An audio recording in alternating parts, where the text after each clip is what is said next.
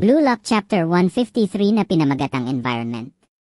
Sa chapter na ito, isa-isang nagsidatingan ang mga player para sa Phase 2 ng Blue Lock at baka sa mga mukha nila na excited na sila para do.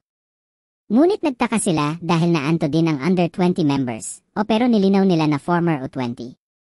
At sinabi din ni Aiko na nanto sila dahil tinawagan sila ni Ego.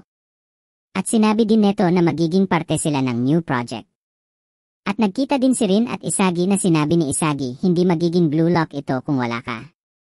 Ngunit sabi ni Rin kay Isagi na lumayo ka kung ayaw mong masaksak sa likod. Sinagot ni Isagi na manahimik ka pa kunyaring kalaban. At biglang lumabas si Ego sa napakalaking screen. At nagsalita na si Ego at sinabing, ako na ang may buong may hawak at authority para sa Japan's U20 representation. At kahit na mga natalong aso ay may halaga din kaya nag-decide akong magbuo ng bagong U20 team gamit ng mga player na pinatawag ko dito.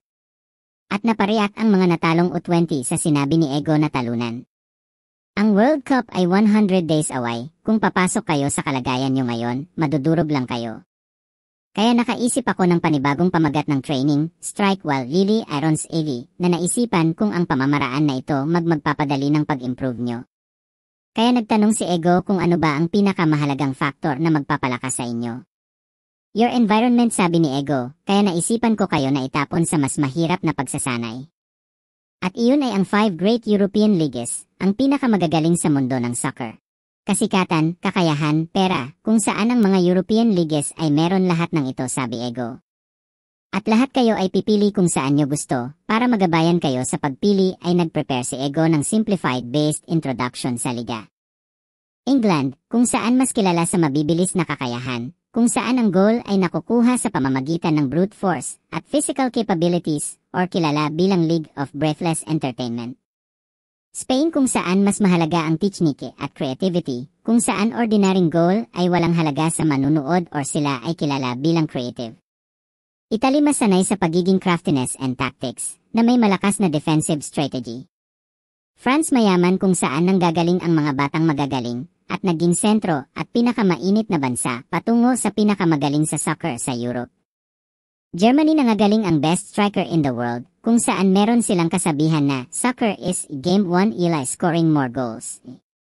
Kung saan si Noel No ay naanto, sabi ni Isagi. Simpleng impormasyon, sabi ni Ego. At sa mga hindi interesado maging forward ay pwede na kayo mamili ng posisyon. Sabi din ni Ego na ito ay magiging survival league nyo at magiging basehan ng U20 lineup. Sinabi din ni Ego na ang mga special ability nyo ay magiging mediocre lang laban sa world-class team.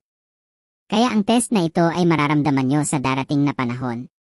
Patuloy ang pag-explain ni Ego na ito ay inyong professional initiation, pumili ng pinaka-best na environment para sayo. Sa inyo nakasalalay kung sisikat kayo o hindi. Kaya ngayon pumili na kayo. At pindalhan sila ng timer para mag-isip kung saan sila pupuntang team. Like, share and follow for more. Maraming salamat.